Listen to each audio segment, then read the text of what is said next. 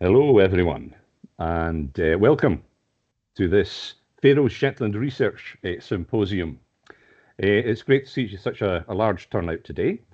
These webinars are a collaboration between UHI, Shetland, the Institute for Northern Studies, and the Faroese Road the University of the Faroe Islands.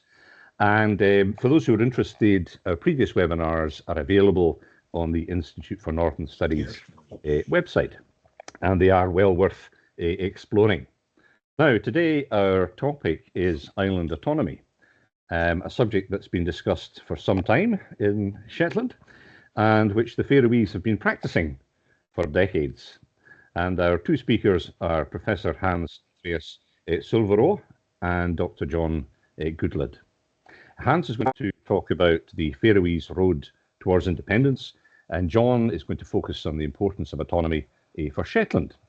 If you have questions, which I'm sure you will, and no doubt comments as well, please post them in the chat, and we'll bring them up at the end of the presentations.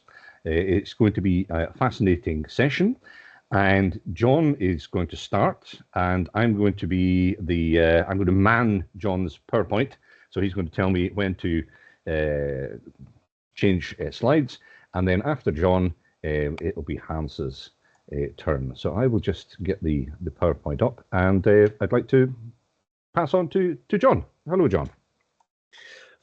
Thank you, Andrew. I'm not seeing it. Is it up yet, or? Should be just appearing. Oh yeah, there we are. Good, good. Okay, well, thank you very much, Andrew. Before we start, I have a couple of things I should say. First of all, I am not an academic. I work in the seafood industry, and I've also written a couple of books. And perhaps more importantly, I should also declare an interest. I have very strong views on island autonomy. I stood for election for the Shetland movement many years ago, and am well known within Shetland as an advocate for autonomy. Next slide, Andrew. But that having been said, what I want to do today is to first of all make it clear that today I'm not going to make the case for island autonomy. There are many others who can do that much better than I can and continue to do so, but I'm going to try to, as objectively as I can, explain how Shetland has got what little autonomy it does have, and how did we manage to get that. Next one, Andrew. 2 points. First of all, the Faroe Islands Home Rule has been a constant inspiration to Shetlanders, to me and to many others. And I think a very important point to make at the outset is that the Faroe Islands, with their substantial degree of home rule, is typical of islands around the world. It's Shetland that has virtually no home rule that is the exception. And I think that's a really important point to keep in mind. And of course, doing a comparison between Faroe and Shetland in terms of home rule is a very unfair comparison. The Faroese have a very substantial degree of home rule, probably more than Scotland actually has, whereas Shetland is really tinkering around with a very, very modest degree of autonomy. Next one, Andrew. And then the final theme to run through my presentation will be that what happens in Scotland will be increasingly important for the fight for Shetland autonomy. So the next slide, Andrew. What I want to say is that, of course, the links between Faroe and Shetland go back to the Viking times, and especially during the 19th century, there were very strong social, cultural and economic links between Faroe and Shetland, mainly due to the cod fishermen from Shetland who fished around Faroe for about 60 years. At that time in the 19th century, Shetland was very prosperous. Its population was over 30,000. In contrast, the Faroe Islands was really an economically depressed group of islands, so much so that the Faroese sent Christian Ployan across to Shetland in the 19th century to see what they could learn from the Shetlanders in terms of catching and curing and exporting fish. The connection with Faroe declined after the cod fishery finished. In the early 20th century, of course, the famous Faroese linguist, Dr. Jakob Jakobsen, came to Shetland and did a wonderful piece of work recording what remained of Shetland Norn, our own language, which Dr. Jakobsen said was just like Faroese. But after that, there was very little contact between Faroe and Shetland until the Shetland County Council, which was what the Shetland Islands Council used to be called, made a visit to Faroe in 1962. The background to this visit is important. In the 1960s, Shetland was a very depressed place. The population had fallen to 17,000. The fishing industry was not doing well at all, and our confidence was at an all-time low. For many young, able Shetlanders, it seemed that the only way to have a good life was to get an education and leave the islands. When the group of Shetlanders arrived in Faroe in 1962, aware of the 19th century history, they found a completely different place. They found a community that had a population much bigger than Shetland. They found a confident community. They found a community whose fishing industry and other industries were doing very well.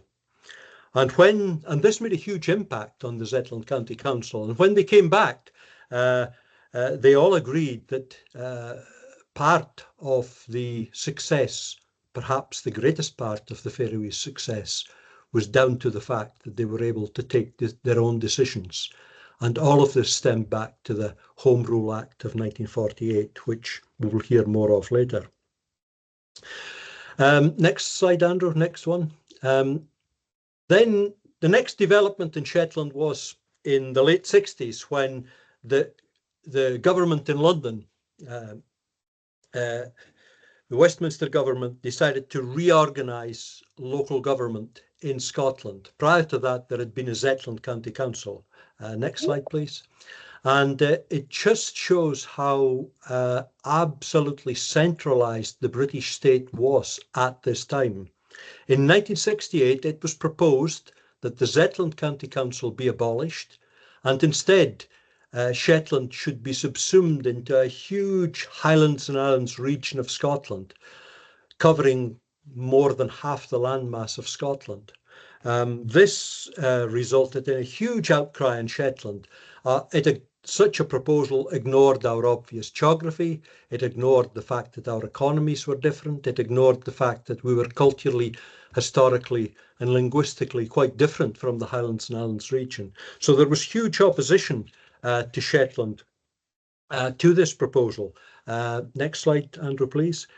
And many Shetlanders, of course, saw our geography in quite a different way to the way that the Westminster government did, or indeed the administration in Edinburgh, as it was at that time. And many Shetlanders see our true position as being to the immediate west of Norway and to the immediate east of Faroe. Our true geographical position puts us very much in the Scandinavian orbit. And a lot of people were very fed up of Shetland being seen as just dropping off the end of a map of the United Kingdom. Next one, Andrew. Go through these until you come up to the last point. And this one. That campaign of opposition was eventually successful. Shetland retained its own Islands Council, and in 1975 the Shetland Islands Council was formed. It's important, however, to make the point that this for the first time placed Shetland differently from other local authorities in Scotland. With local government reorganisation, there were large regional councils created in Scotland, and the Shetland Islands Council had all the powers and responsibilities of one of these large regional councils, some of which had populations of hundreds of thousands. Indeed, the Strathclyde Council had a population of almost 1 million. the responsibilities that these large councils in Scotland had was exactly the same that was granted to Shetland. So Shetland hadn't got autonomy, but it had got the ability, with a very small population, to take all the decisions that other Scottish local authorities had. Next slide, Andrew, please. That took us into the 1970s, and one of the last things that the Zetland County Council did before it was replaced by the Shetland Islands Council in 1975 was the ZCC Act, the Zetland County Council Act of 1974. The 1970s saw the oil industry very anxious to secure a base in Shetland. There was going to be a large oil terminal in Shetland. By this time, the economy of Shetland was doing quite well. New fishing boats were being built. 11 freezing plants had been built throughout the islands to process fish. The knitwear industry, the agricultural industry, and the general economy was quite buoyant. So much so that the Zetland County Council was empowered to say to the government and to the oil industry that oil needs Shetland, but Shetland doesn't need oil. And a lot of negotiations took place, and eventually, with the help of Shetland's MP at the time, a special act of parliament was passed, the ZCC Act of 1974. This gave the Zetland County Council and its successor, the Shetland Islands Council, the power to control oil-related development in the islands, and crucially, to establish a mechanism for generating oil-related income. With this Act of Parliament, no other part of Scotland had this. So with this Act of Parliament, Shetland was becoming even more distinct from other local authorities in Scotland that had got a degree of autonomy.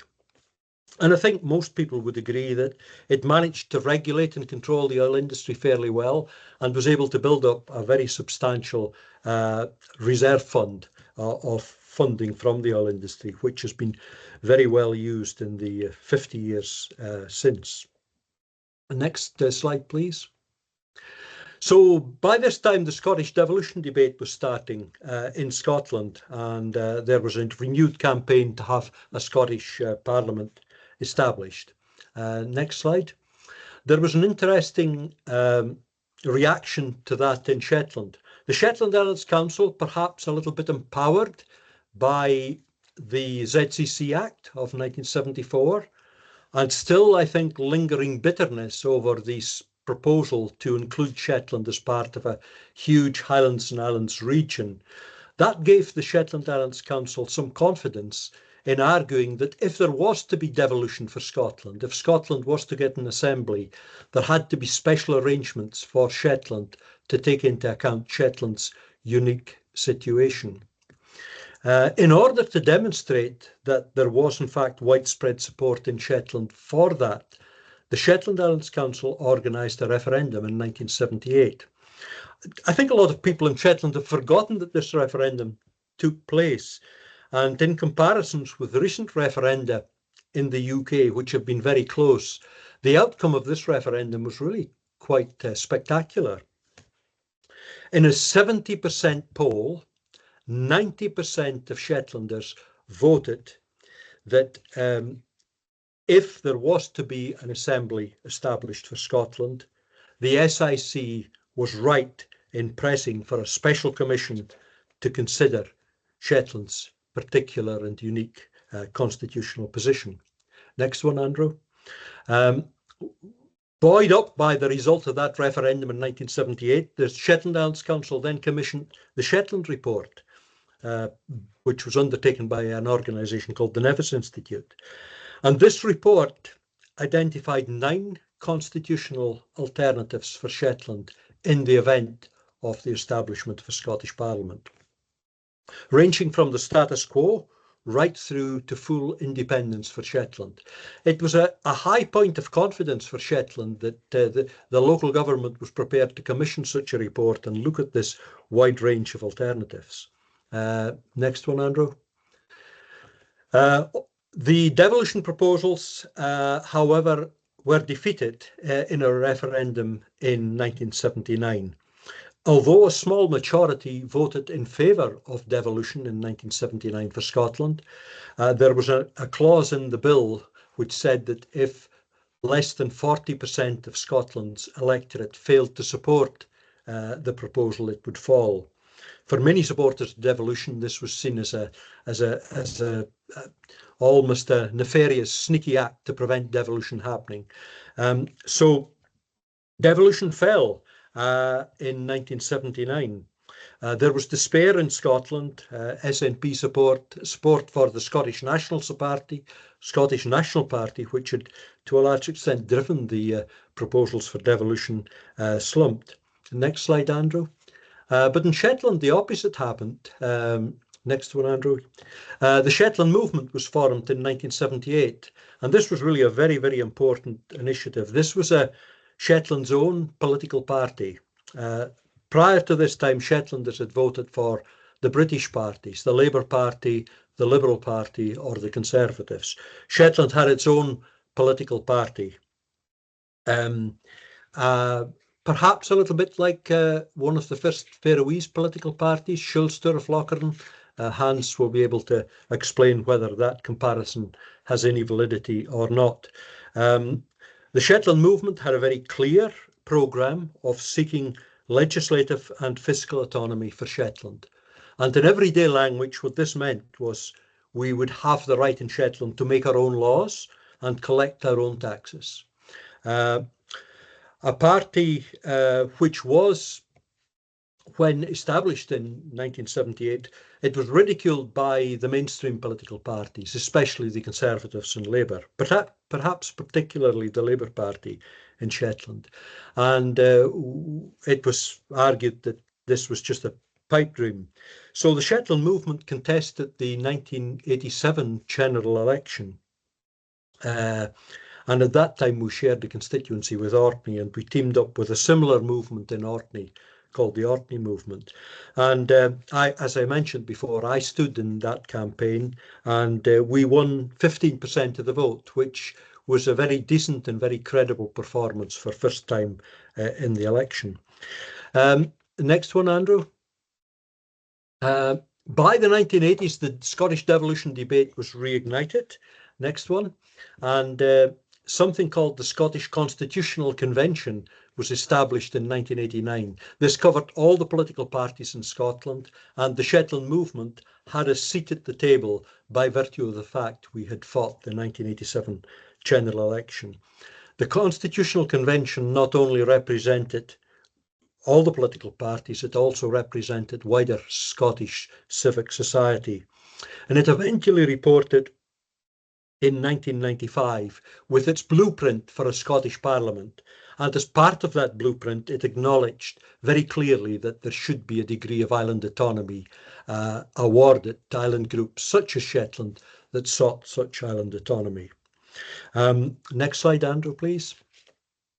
And when the Scottish Parliament was eventually established in 1999, it was the case that each parliamentary constituency, and remember Shetland shared a constituency with Orkney, each of these constituencies in Scotland would have two members of the Scottish Parliament, one elected directly by the electorate, and the other one elected by proportional representation for a wider region. So if Orkney and Shetland was going to be like the rest of Scotland, we would have had one member of Parliament for both island groups. But in recognition again of the unique circumstances of both island groups, Orkney and Shetland both got their own member of the Scottish Parliament, MSP. So our constituency is much smaller than other Scottish constituencies. Next one, Andrew. And I think that again was a recognition of our degree of island autonomy.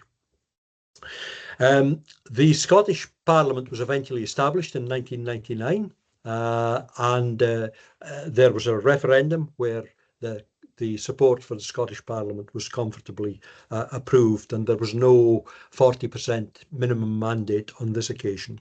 Next slide, please. For those who believed that Scottish devolution and the Scottish Parliament established in 1999 would lead to those who supported independence for Scotland falling away, they were not correct. There was a huge resurgence in support for the Scottish National Party in Scotland. It seemed that having a devolved parliament, having home rule for Scotland, wasn't enough. They wanted full independence. And in 2011, the Scottish National Party gained a majority within the Scottish Parliament and advocated an independence referendum in 2014. Next one, Andrew. And next one. Oh, sorry, you can go back. That's not yet. So in this independence referendum, support for Scottish independence began at 30% of the electorate, and most people thought it would never come close. As the campaign went through, it became very close as the arguments were deployed. It seemed that more and more people in Scotland were attracted to the idea of Scottish independence. And the week before the polls, the pro-independence group had a lead. And there was a real prospect of independence. In the event, 45% of Scottish electorate voted for independence and 55% opposed. So Scotland didn't become an independent country after this referendum, but the result was much closer than most people had expected. Shetland, like most Scottish constituencies, voted no, but not by a margin that was significantly different from the rest of Scotland. And then 2 years later, there was another referendum, and this, in the next one, Andrew, and this was whether the UK should leave the EU. And this one, the result of this one was very close. 52% of people in the UK voted to leave, 48% voted to remain. So it was divided.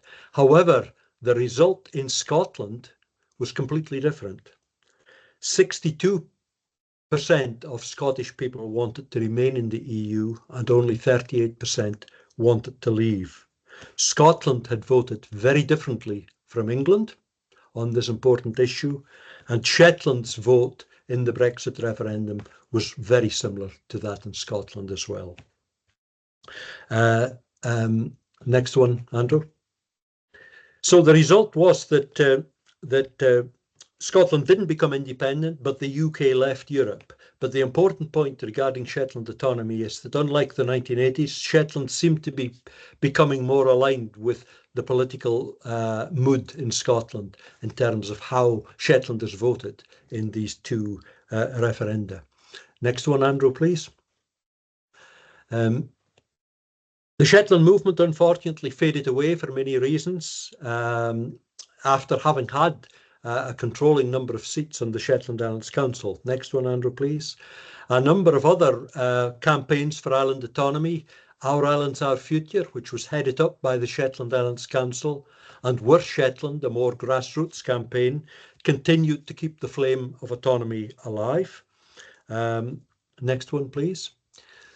And I think one final point I would make before concluding is that for many people, when autonomy is discussed in Shetland, a lot of people say, oh, you know, we're not happy with how the Shetland Islands Council is doing this or doing that, and why give them more powers? But I'm sure in the Faroe Islands, many people are unhappy with the Faroese government. Everywhere people are unhappy with their governments, but it doesn't mean that the Faroese would want to go back to decisions being made in Denmark. But it's important to make the point that autonomy is not only about local government.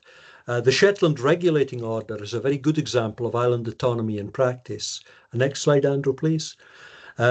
The Shetland Regulating Order is a special piece of legislation which the Scottish Parliament passed, which granted the Shetland community the ability to manage its shell fisheries within 6 miles of Shetland. Again, no other part of Scotland has this ability. So within 6 miles of the Shetland coast, the Shetland Regulating Order, the Shetland Shellfish Management Group, manage this fishery, controls access to the fishery, and it's been, since it was established in 2002, has been incredibly successful. So autonomy doesn't always mean devolution of responsibilities to the Shetland Islands Council. It can mean other things. Next slide, please, Andrew. And I'm going to draw my presentation to a close now. What's happening now? Well, there are many issues where people in Shetland are continuing to say that there are decisions that should be taken in Shetland, and these are not decisions that should be taken in Scotland or taken by the Scottish government or by a UK government. The renewal of our ferry contract, the main ferry that goes to Aberdeen from Shetland, is something that a lot of people believe that Shetlanders should have a greater say in. The future of our fishing industry, another example. But possibly the biggest debate in Shetland at the moment is over energy transition. Next one, Andrew. There's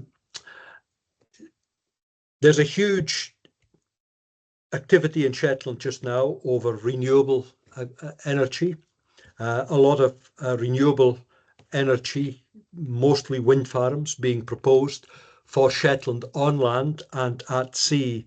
And many Shetlanders are arguing that whether they're opposed to these developments or in favour of these developments, they are all agreed that it is entirely wrong that there is no local regulation of this huge, what some people have called the industrialisation of Shetland. There's a degree of local control that should be needed over what is happening, to control what's happening, let alone to derive a proper financial benefit. Next slide, Andrew. So many people are arguing that the next step for Shetland, sorry, Andrew, I can go back. So many people in Shetland are now arguing that it's now time to secure more autonomy, as Shetland did through the ZCC Act over the oil industry. Perhaps it's time, many people in Shetland are now arguing, that there should be a second ZCC Act, this time giving Shetland, the Shetland community, the authority to regulate wind developments. Shetland already has a very good track record on controlling the oil industry, but it's not having a chance to do this with the oil industry. So many people in Shetland are now arguing that the Shetland Islands Council should take this up and run with it. Next slide, Andrew. So I want to make a few concluding remarks. That was a very, very quick canter through how Shetland has got to where it is, and the level of autonomy we have is something that's not found anywhere else in Scotland, but compared with our neighbouring island group like the Faroe Islands, it's very, very modest indeed. However, I'll make 3 points in conclusion. Firstly, the concept of island autonomy is now part of the political debate in Shetland. It wasn't always the case. When the Shetland movement was formed in 1978, it was ridiculed by many people. This is not the case now. Many people from many political persuasions believe that Shetland should have more say over its own affairs. Second point, Andrew, that I think is important to make, that independence for Scotland is likewise now seen, I think, as a real possibility. Consistent opinion polls show that the electorate that are aged under 30 in Scotland, 70% of that cohort support Scottish independence, whereas 70% of those opposed to Scottish independence are aged over 65. So if that demographic trend continues, many people would argue that independence for Scotland is now probably inevitable. My final point, Andrew, if you can bring that up, is that Shetland is now more aligned with Scotland than previously. There's a lot that's happening in Scotland constitutionally, and whether people agree with that, whether they're unionists and don't want an independent Scotland, or whether they are fully supportive of an independent Scotland, the fact is the Scottish constitutional debate will continue over the next decade. I would find very few people who would disagree with that. And my final point, Andrew, is that Shetland autonomy, therefore, will be closely linked I believe, to the debate over Scottish independence. But nobody, and my final point to all those who support Shetland autonomy, nobody is going to grant autonomy to Shetland. This is not going to happen because of a benevolent Scottish government, whether devolved or independent. This is not going to happen by Westminster thinking it's a good idea. This is only going to happen if Shetlanders call for and advocate that they want greater island autonomy. And perhaps that leads us into how the Faroese campaigned and were able to get their Home Rule Act. So thank you very much. And I don't know, Andrew, if you want to take any questions now or at the end. Thank you very much indeed, John. I think we'll keep the questions to the end, but there's already a couple posted in the Q&A and chat. So we'll have plenty of opportunity for looking at those.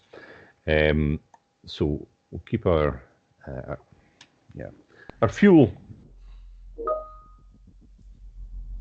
dry. And next we have Hans, who's going to tell us about the situation in the Faroe Islands and how the Faroe Islands have been gradually moving towards independence. So Hans, how are you? Yes. Can I, I can share my presentation also. Can I? Up at the top of the screen, there's a share button. Yeah. There we are, it's coming through. Okay. It's okay? There we are. Perfect. I can control it myself. Okay. Yes, thank you very much, and thank you, John, for your very good presentation.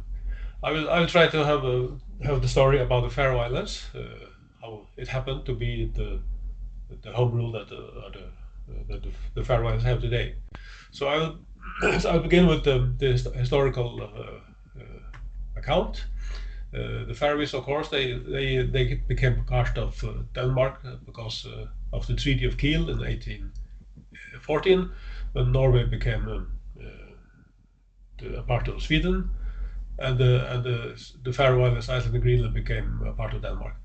And I think that the Danes didn't know exactly what they were going to do with these islands previously, but when the absolutism fall in Denmark, then they had to find out how to connect these islands, huge islands, to the Danish new kingdom or democracy.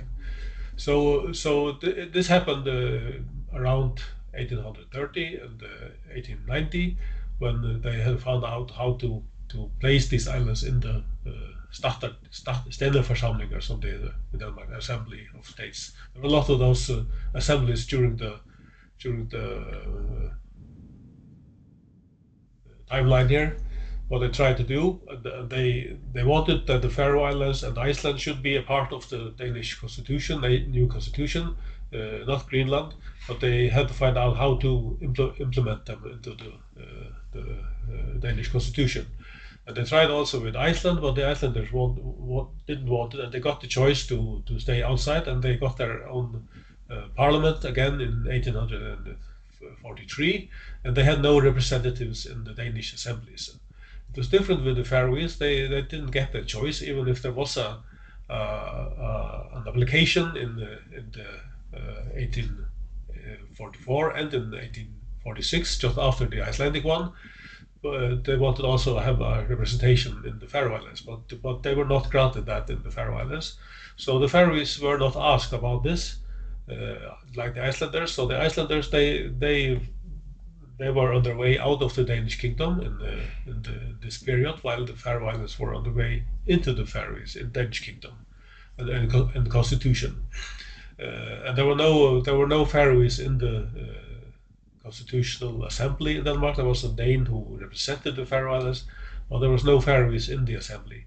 So the Faroese were not asked. They had no assembly also that could be asked.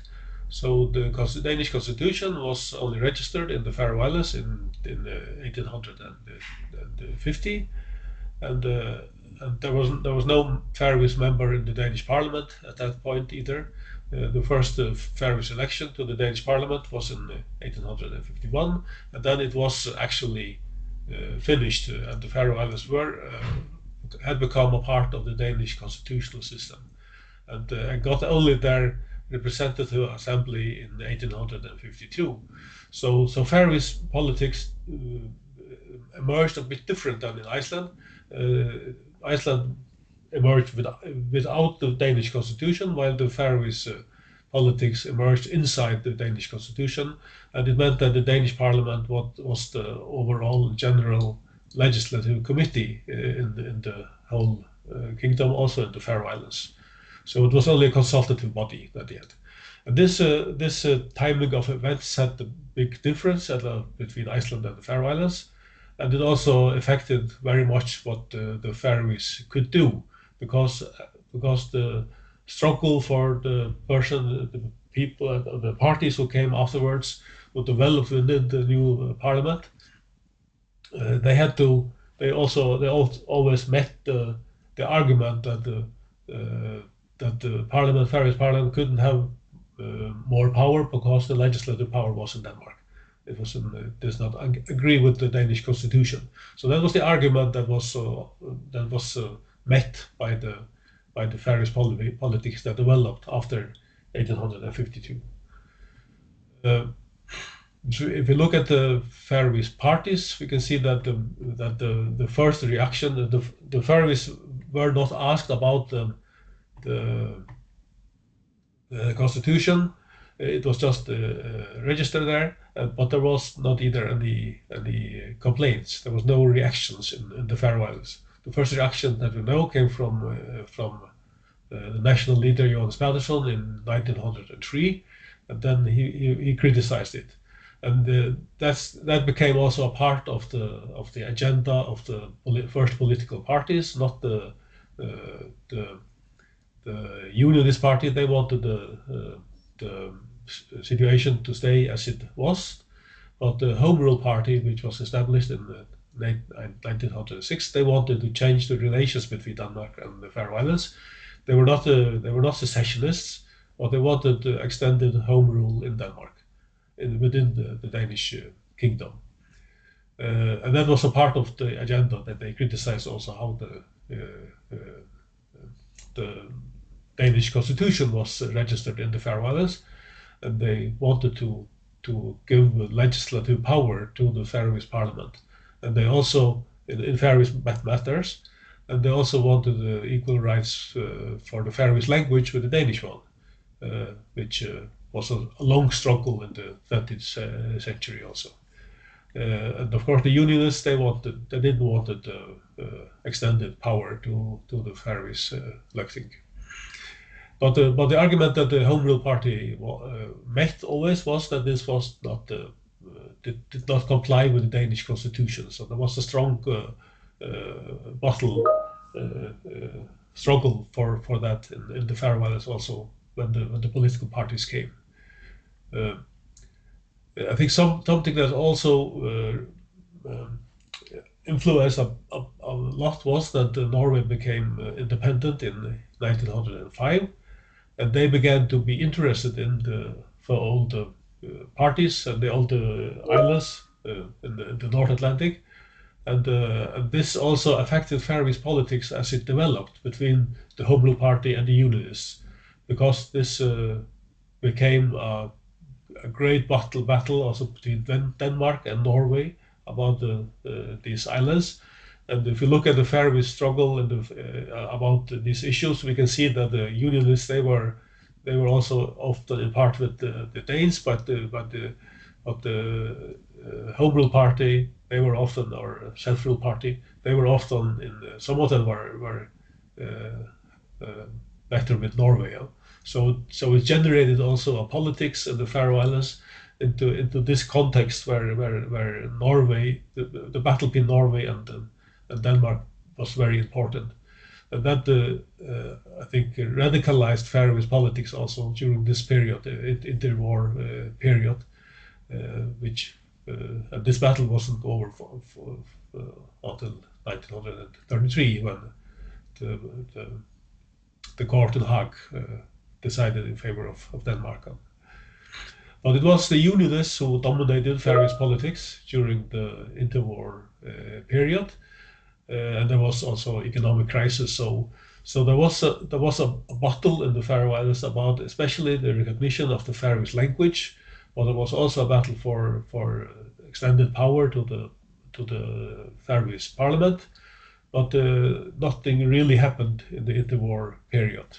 Even if we got new parties also, the Social Democratic Party and the Industry Party and the People's Party, which was the first real independence-minded party, which was established just before the war in 1983. It was not a big party, but it had, I think, 6 members in the parliament, which was populated with 25 members about that. So there was no really political power for extended home rule in the period. But what really changed it was that the Second World War, which completely changed Faroese politics and also the relations between Denmark and the Faroe Islands. Denmark was of course occupied by Germany, and something had to happen. Everybody in the Faroe Islands, also unionists and also the officials, the Danish officials, they knew that something had to be changed in the Faroe Islands during the war. So that was a lot, and the Faroese Parliament got extended power. They got legislative power in the Faroese matters. It was by necessity. It had to be that way because the Danes couldn't put legislations in power in the Faroe Islands. And it was also very important that the Faroese got who had a lot of trouble with export in the interwar period with the saltfish and so on. But they got during the war they got access to the British fresh fish market. This was very lucrative and was gave a real boost to the Faroese economy. And of course, it gave also a big boost to the independence movement in the Faroe Islands. And I think it was the first time in the history of the Faroe Islands that the independence movement or secession movement really became a political power that mattered in the Faroe Islands. And you can see that by the numbers in the parliament, the People's Party, they had 6 representatives in the parliament in 1939. There was election during the war in 1943, and they doubled their up, and they get 12 representatives out of 25. So they almost had the majority in the Faroe Islands, and they really wanted to secede from Denmark. Their argument was that Denmark has ceased to exist, and all the power was back to the Faroe Islands. But never get the majority, so they couldn't do that. So it was never implemented during the war, and if it was implemented, we might also expect that the British would have stopped it. It was their politics during the war, as we see of that Churchill's speech in the Parliament in April, that they were there for strategic reasons in the Faroe Islands, and that they wanted to deliver the islands back to Denmark after the war. So that was their issue, and that was their politics that they had during all the war. We can easily see that the independent-minded parties and the secessionists, they really wanted to use the war to get independence from Denmark. Of course, we can see it from questions that they asked for the governor, questions that they asked to the British and so on. But the British answer was always that they wanted to deliver the islands back to Denmark after the war, and they wanted to interfere as little as possible with what happened in the Faroe Islands. That the Outpower and the Parliament should be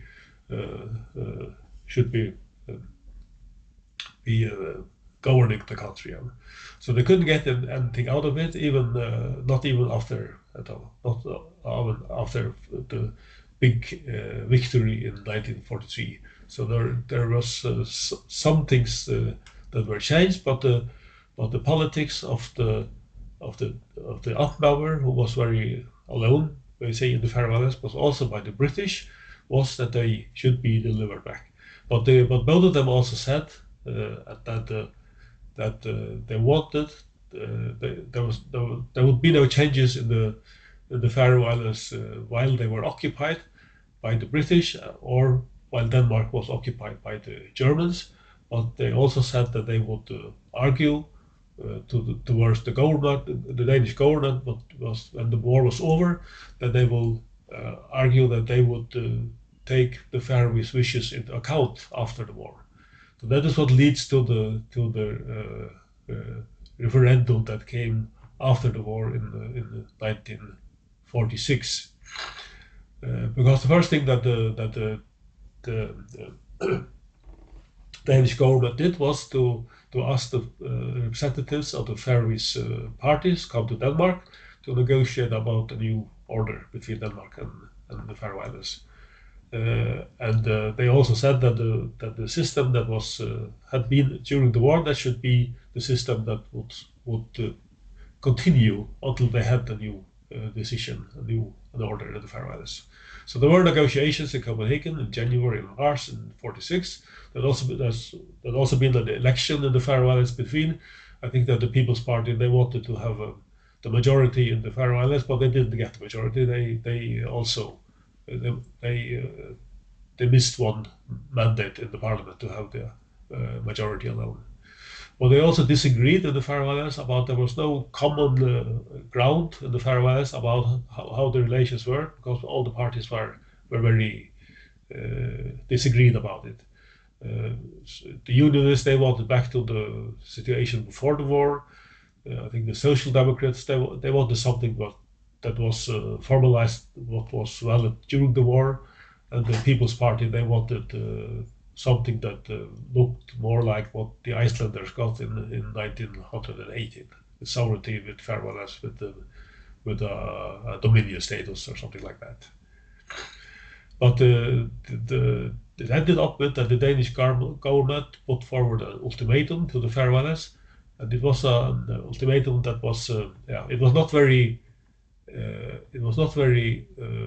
popular with any of the parties in the Faroe Islands. So it was difficult for the Faroese party to do that. But I think that the Danish government intention was that the party should go back to the Faroe Islands, and the Social Democrats and the Unionists should agree on the Danish government proposal. But they couldn't do that because there was not even a majority in the parliament about that when they came back to the Faroe Islands.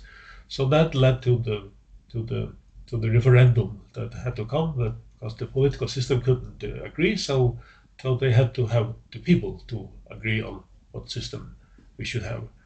So the argument, the referendum was formed and voiced as a choice between the Danish government proposal or secession.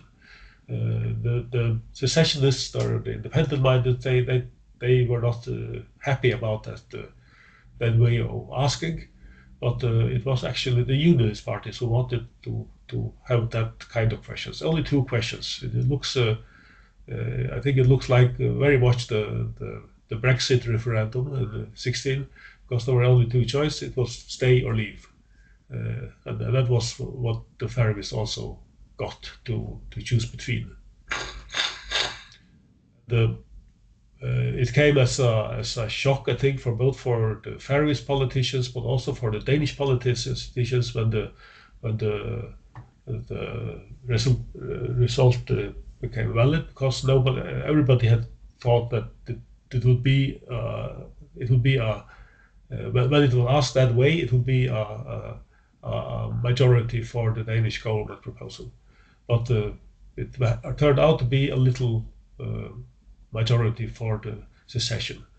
So that was a shock for both the Faroese and also the Danish politics. But of course, the majority was very small. It was 50.7 for and 48 9.3 in favor. I put the other numbers afterwards because the Unionists in the Faroe Islands, they argued that the Faroe Islands had not voted for secession, that the Faroes had rejected both proposals. So they argued also for that the invalid votes should be counted in, and if they do that, they could argue that the vote for the Danish proposal was only 47.2%, and for secession was only 48.7%. So the argument was actually, when they went to Denmark again, and argued for Denmark again, that the Faroes had actually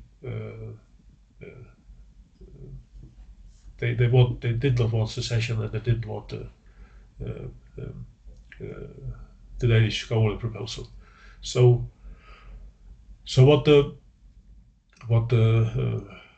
government did was it dissolved the Faroese parliament, and there was a new election in November in '46. And at that election, the Unionists, the Social Democrats, and the Unionists, they won the election. They got 12 representatives, while the secessionists only gained 8. So there was not, in the parliament, there was not a majority for secession.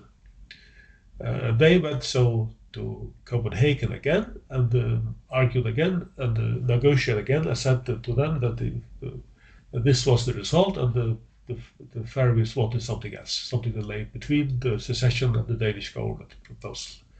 And that is what they come up with in Denmark. Denmark, when they came back to the Faroe Islands, with the home rule system of the home rule law of 1948, which was voted through in the parliament, but the People's Party, they were not in favor of it, the system. This was the home rule law was that it furnished the Faroe Islands with the authority to legislate, despite the Faroese, the Danish constitution, which had been the argument all along, and to govern in the internal political issues. And they got the power over the Faroese economies also.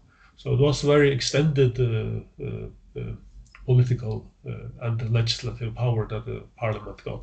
And they could also extend it further, because they could take over issues during the years also. But formally it was granted legislative power and the Faroese economy also. And it also allowed the Faroe Islands in 1943 to stay outside the European Union, or the EEC, the European Economic Community, at that time. So that also showed that the Faroes also began to operate without the unitary Danish state in some matters. And it also became very important when the Faroese fishery limit was extended to 200 miles. Then the Faroes also got a lot of power over, began to get power over making deals with other countries, because that was not a part of the home rule law, foreign policy, and so on. They should be over the Danish authorities. So it was extended a lot, Faroese home rule, during these years, but gradually, without many conflicts in the Faroe Islands. But there was a major crisis in the 80s, in the 90s, when the domestic Faroese crisis. It was just like John said, it is not only the Faroe, it was also the Faroes himself, the Faroese politicians themselves, who mismanaged the economy in the 90s, and Danes had to intervene in the economy in the 90s in a way that the Faroese people and the Faroese party thought was not in a very lucky way they did. So it actually the effect was that there was a majority in the Faroe Islands for independence when the election was in 1998. And for the first time we got a coalition in the Faroe Islands, which intended to agree on an agreement with the Faroe Islands and Denmark about the fiscal transition period for 15 years. They wanted independence, full independence from Denmark, and the transition period for 15 years was their proposal. And they wanted then to have a referendum about the transition period and the constitution, the Faroese constitution in 2002. And they wanted to agree on a free association system, a dominion status, for example, like Iceland.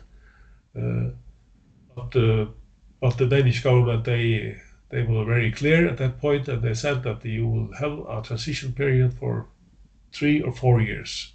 And then it was a major crisis with this independent coalition, because they couldn't win a referendum, they thought, with all these conditions. So the referendums, they were cancelled, and the coalition faced a major crisis also. So instead, they looked at the Home Rule law and said, okay, we will take over issues in the Home Rule law and reduce the subsidies from Denmark in that way. And they actually, in 2002, managed to cut 1/3 of the subsidies from Denmark by taking over areas which the Danish government couldn't deny because it was part of the Home Rule law. So the Faroese independent movement, they were split a bit about this issue also, but it finally broke in 2004, we can say. So if we look at the way ahead, we can say that the independence question in the Faroe Islands, it has been a pause, we might say, in the years after 2004. If we look at the reasons for it, I think it is that the relations between Denmark and Faroe Islands, they've been normalized after the 1998. The Faroes got a very good agreement with Denmark about also fiscal agreement after that. And then there are other problems who have been very dominating in the Faroe Islands, for example, the fishery politics and the independence-minded parties, which now are the People's Party, and we got the Republican Party after the referendum. They couldn't agree about these politics. So it was the independent secession movement which couldn't disagree about the economic politics, which was dominating after the period.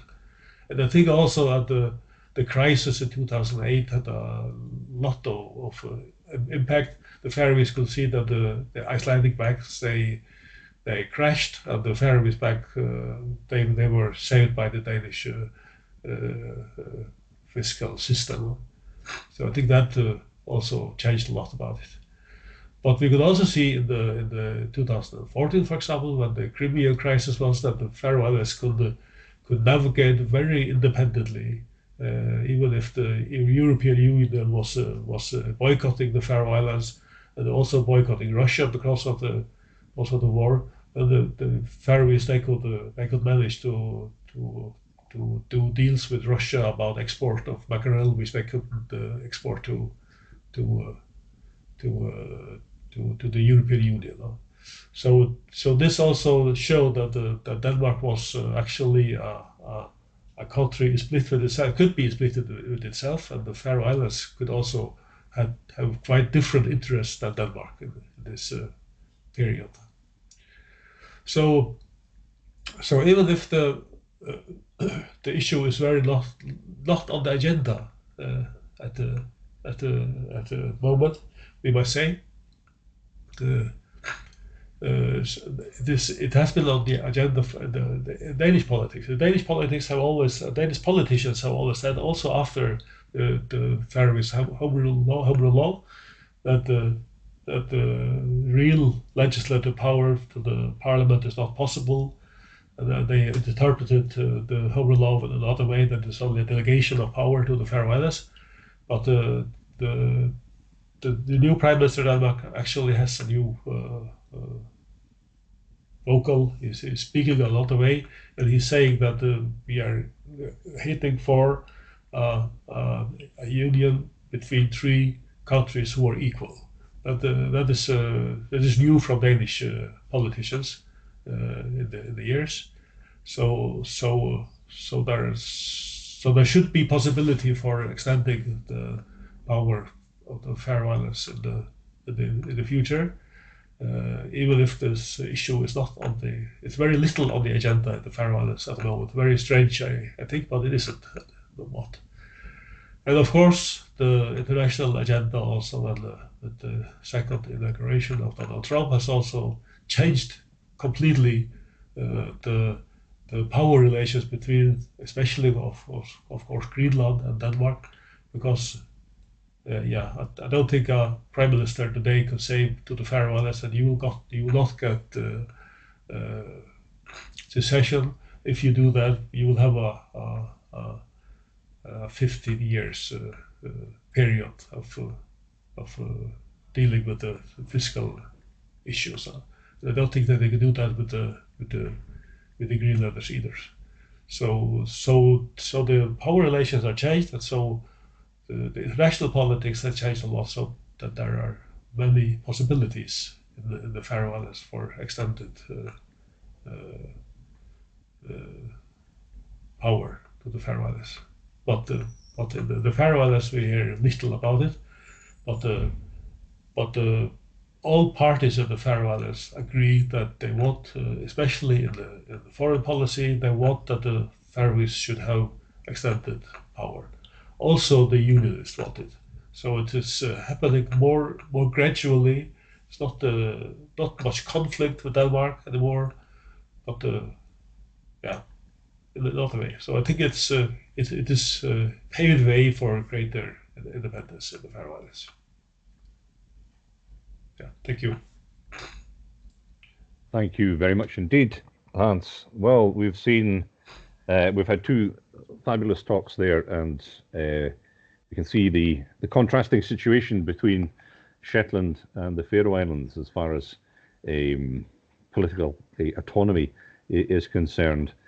Shetland sort of moving slowly perhaps towards some form of autonomy, and the Faroe Islands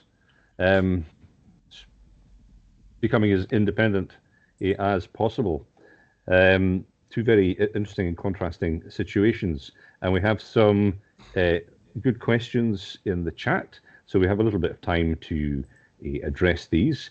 Gary Robinson, who was instrumental in Our Islands, Our Future campaign, has put a very interesting comment, and I'd like to get your opinion of this. So he says, getting more autonomy in the current national and global climate would appear to be challenging. Autonomy or independence in Scandinavia has typically been gained during or after conflagrations. Åland via the League of Nations, Iceland during World War II, and the Faroe Islands shortly after World War II. While war didn't break out between Norway and Sweden, the fear of war drove the dissolution of the Union in 1905. What do the speakers think would take to unlock the status quo here? Would Scottish independence really be enough to facilitate it, or would it take something else? John. Well, if I could address that. Yeah, very good question, Gary. And right at the outset, I think that although the analysis you make is correct, it doesn't always follow that it takes a major international crisis to lead to autonomy. There are other examples of really much more modest aspirations towards island autonomy, which have taken place in other areas throughout Europe. I think that, however, it often takes a unique set of circumstances. I think the first thing is that island autonomy won't happen. The Shetland Islands Council and the people of Shetland need to want it, and if they do want it, need to argue for it and advocate it. I think if that happens at the same time as the constitutional debate within Scotland, Shetland could be in a very good position to make its case for island autonomy within that context. If there is a second independence referendum in Scotland and a majority of Scots want to become independent, then I think there is an opportunity for those people believing in autonomy to secure a deal out of that political change, which secures a degree of autonomy for Shetland. After all, for those who are arguing that Scotland should have the right to make its decisions about its future, they can hardly deny that a part of Scotland, a very distinctive and unique part of Scotland, the Shetland Islands, are also seeking some of those same rights. So I do believe that is, if there is to be progress, it will come around as a result of the constitutional debate in Scotland.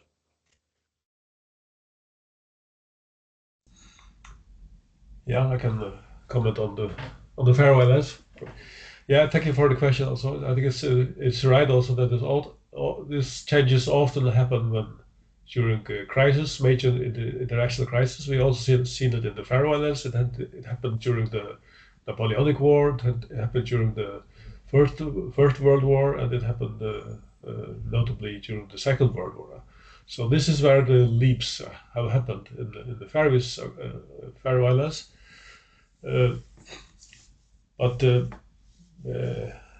of course we are also in a crisis now, international crisis, but I think it's a bit different crisis that we have now. It's a period where it is very uncertain things, and it's a period also where it's very uncertain for especially little countries, I think, if they are independent or not, I think.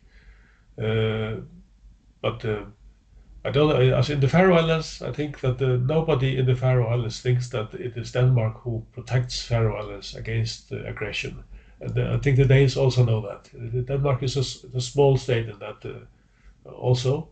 So we've also seen it during the wars that have been in the North Atlantic, but when there is power relations here, it is the British who come to the Faroe Islands, and I think that is also the thing that will happen, or NATO. So Denmark, I don't know if Denmark is so important for the Faroe Islands for the security. It's more NATO which is important. But the fact in the Faroe Islands is that there is the secession is not on the agenda in the Faroe Islands. There's very little. We hear it a lot from Greenland, but in the Faroe Islands there is very little talk about it. So I think that of course the political parties, they agree about they have to change the relations with Denmark, but I also think that it will be some kind of union with Denmark, but on equal basis that we will have. Thank you very much indeed, Hans. And what you mentioned, mentioning the security situation, or the geopolitical situation that's changing all around us, brings up a question from Simon Clark. He says, the possibility of relatively small communities such as Greenland, Faroe or Shetland having a degree of home rule or even independence has been rendered more possible since World War II by a growing free trade environment and under a shield of USA security. Is that environment receding again? So is change less likely now than it was, say, 10 years ago? I think it's a very good point, Simon. The world has been turned upside down with the election of Donald Trump. And I think where everybody is wondering if the Trump years will be a 4-year aberration, and then things will get back to free trade, American commitment to NATO, American support for Europe, or whether even after Trump goes, this signals a fundamental shift in America's relationship to NATO and free trade. And we don't know the answer to that, that's for sure. I think the arguments for home rule and the ability for small communities to take a greater say over their own affairs, these arguments transcend these huge geopolitical issues. But I agree with you, Simon. It is an uncertain world that we're in at the moment, and who knows where it'll end. Yeah, I agree. It's very uncertain. That's why it is so different today than it has been. International law and yeah, it's not. We can't rely on it anymore. Unfortunately not. No. Well, moving on, just we have time just for a couple more questions, and we've got one here from Alex Armitage. If Shetland gained autonomous status, how do panelists see relations between Faroe and Shetland developing? So there's a good one.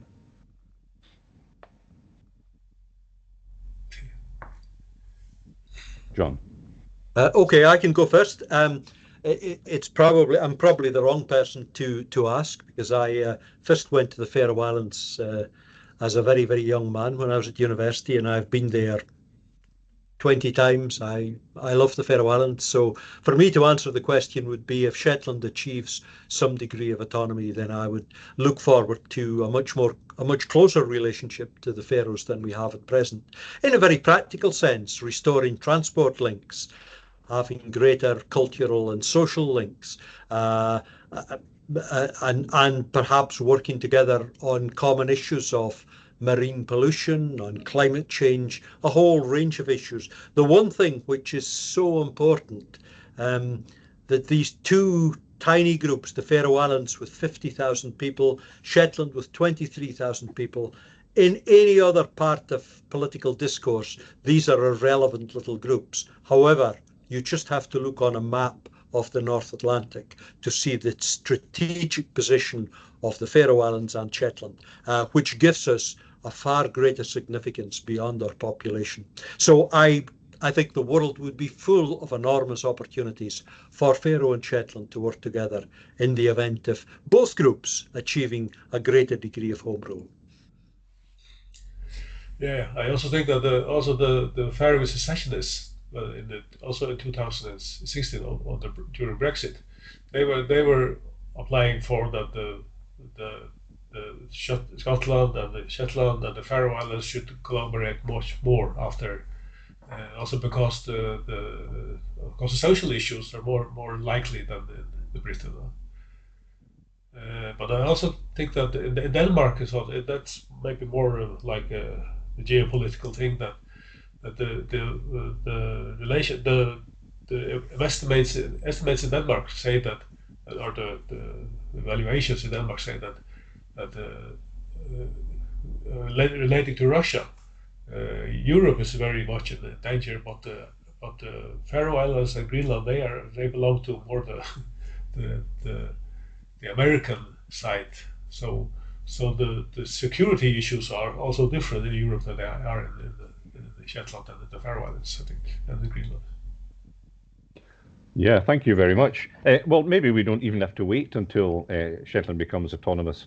There was that high-level visit of Faroese politicians to Shetland, was it just last month, which indicates that there's a lot of Faroese interest in what's happening here at the moment. So it sort of went under the radar, strangely, and was only in the newspaper after the event here in Shetland. But they did take note of our Faroes Shetland Research Symposia.